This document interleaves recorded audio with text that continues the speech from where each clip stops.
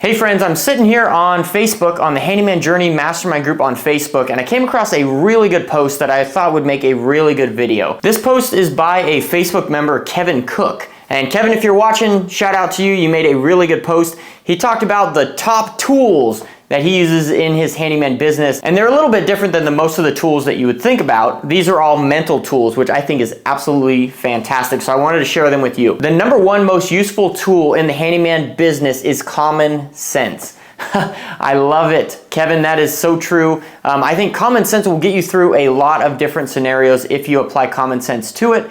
Most of the time, we already know what we need to do. We just need to figure out how exactly to implement it, and maybe it hurts a little bit to implement it correctly because something that we did prior maybe was wrong, or something like maybe it's a little bit of an ego hit or something like that. But use common sense and follow common sense is a very good piece of advice. And if you follow your common sense, you will make it very far in this handyman business. Number two, I thought this was really good. The number two most useful tool in the handyman business is patience. Simply patience. I think most people struggle because they don't have enough patience. I've seen a lot of people come and a lot of people go in the last 7 years of doing this, and the biggest reason why they come and they go so quickly is because they don't have the patience. The thing that you need to know and you need to understand is that nothing great happens right away. Everything great, everything worth doing takes a long time to do it. I think one interesting thing is to think about, I'll just take my business for example. I started this business 7 years ago with this thought that, okay, I'm gonna go out, I'm gonna make a whole bunch of money, I'm gonna bang this out, we're gonna have a fantastic life. It's not always like that, like we've shared. It's not always fluffy bunnies and rainbows. The first year, you're not making as much as you did the prior year, and then you're making a little bit more, and then you're figuring it out, and then you take a step back as you mess up, or I think one of the biggest things is people, they get busy and they decide, okay, I'm busy now, so I can cut my marketing off. And then they get slow again. They're like, oh crap, I need to turn my marketing back on. And then they get busy, so they turn it off. And then they keep turning it on and on and off, instead of just leaving it on and having a steady incline in their business and having that patience that it takes to actually get you there. So patience is huge. Wait for the things to happen. We have one saying that I love is, don't stop before the miracle happens. There's a lot that's going to happen in your life, and some of it may look like it's bad, some of it may look like it's a step back, but actually at the end of it, looking back at it, it's all been a step forward. It just may not have felt like that in the time that you are going through it. So patience is huge. The third most invaluable tool in the handyman business is listening to constructive advice and taking constructive criticism. I think this is so huge, and I gotta tell you, from my own personal thought processes, I would be a lot further if I listened to the people around me more when I was younger in my business. I had this huge ego about me. I thought I was the bee's knees. I thought, I had the correct answer and no one else did. But listening to people that are 2 steps ahead of you, or 4 steps ahead of you, or 6 steps ahead of you is well worth it. I mean, I know that this is kind of something that a lot of younger people struggle with, is they think that, they know it all and older people don't know anything. But in reality, all those older people have been exactly where we are at some point in their life. So it's actually makes sense, and it's opportunistic for us to listen to those people. So listen to constructive feedback and actually apply that to your business. Lay your ego aside and take the criticism as it comes and apply that to your business. Like, I apply this hugely to reviews. I've talked to a lot of people that they're afraid of getting on Google, they're afraid of getting on Yelp because they're afraid of getting bad reviews.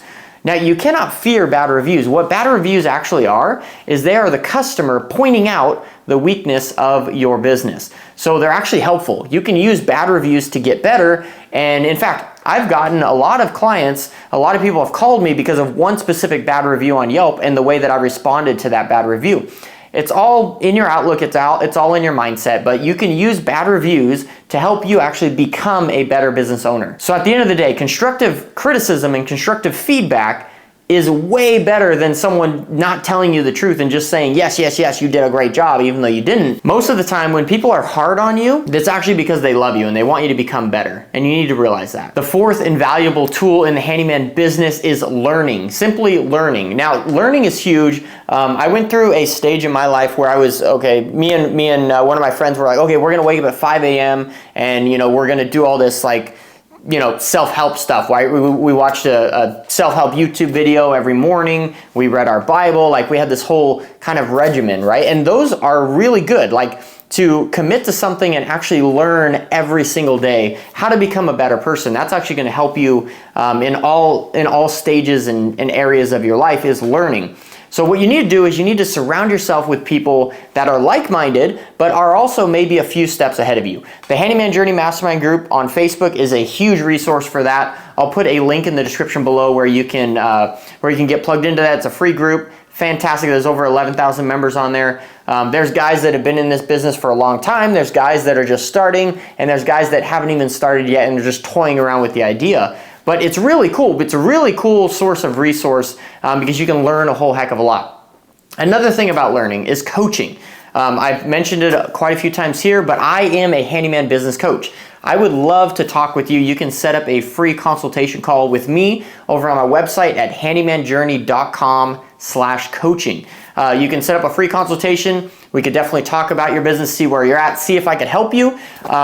Most of the time, I can probably help you because I've seen a lot of stuff, a lot of ups and downs in my own personal business, and a lot of ups and downs in the people that I coach. So would love to chat with you about that and see if I could help you. But learning is a huge resource. That includes YouTube, books, podcasts. Any way that you can learn something new is absolutely huge and invaluable. So continue to learn every single day and have this mindset that you can learn from anyone. You can learn from someone even if they aren't even in your field or your line of work. You can still learn something from them. Even if they're 5 years old, you could probably learn something from them. Have that mindset. The fifth most invaluable tool as a handyman is being honest. Man, this is so huge, and especially for this type of handyman that we are trying to create, this professional handyman, is being honest is so huge. We have a core value in our business of honesty, where we are completely 100% honest with ourselves and with the client, even if that is going to cause us to lose work. Even if we are going to make less money, we have chosen to be honest over lying just to make some money. So for instance, a good example of this is we had a fence job where we were going to replace 2 sections of this gal's fence. And we ended up quoting this job over the phone, and she's like, yeah, there's 2 posts that are bad and 2 sections, so we get it all ready. Like, it's however much the job costs. We get it all ready, we get the material delivered, we go out to actually do the work, and our technician's looking, and sure enough, there's 2 posts that are bad and two panels that are just really just junk. But he was looking, man, he's like, this fence really just needs to be replaced. So he called me, and I'm like, yeah, we should be honest with her and tell her straight up, like, we think your whole fence should be replaced, and it's probably not worth it for you just to have us do these 2 sections. You might as well save the money and get this whole fence replaced next year. And we told her that, and she said, okay, sounds great. And she ended up sending us home. And we didn't have any work that morning. We ended up pivoting to another job. But, that's kind of a whole nother subject. But that is important to be honest, because at the end of the day, we care more about the person than the work that we're doing. And at the end of the day, that's really what you need to focus yourself on. And if you have your focus on the person rather than just the work, the honesty will come natural. I believe that moral fortitude is something that is lacking, and that's something that means just doing what is right because it's right. And I think that that's something that that's kind of coming along with us on this handyman journey, is doing what's right because it's right and helping people out and being honest with people. So that is a huge, invaluable resource and tool that you need in your handyman business, is simply being honest. Not only with your client, but also with yourself. And that kind of makes me think about pricing as well. A lot of times, another thing that people struggle with is pricing. They're simply just not making enough money. And it's because they're not being honest with themselves. They've maybe done the pricing calculation, or they've never done a pricing calculation. We have a pricing calculation in our Handyman Pricing Handbook that you can find that on Amazon. And that walks you through exactly how to figure out what your pricing needs to be, what you need to be charging per hour to actually make a profit. Most of the time, and me included, I've done this for years, it's a mindset thing. I do the pricing equation, and I'm like, man, that's a big amount. Like, I can't charge that much per hour. That's wrong, And at the end of the day, what ends up happening is you have low cash flow because you need to be charging what you need to be charging. And you need to be honest with yourself and say, I need to charge this. And if no one's going to buy from this price, then I need to lower my expenses. But more often than not, people will buy at the price that you set because you have that professionalism, that honesty, that trustworthiness, that loyalty, things like that. So it's important to be honest with yourself and charge what you need to charge and stop taking food out of your mouth. That's kind of a separate rant, so take that as you want. But those are the top 5 most invaluable tools in the handyman industry. Common sense, patience, listening to constructive criticism, learning, and being honest. Those are so huge, and if you stick with that, you're gonna be all right. Check us out on the Handyman Journey Mastermind group on Facebook. Like and subscribe to this channel, and we will see you guys all on Monday. Have a fantastic new year.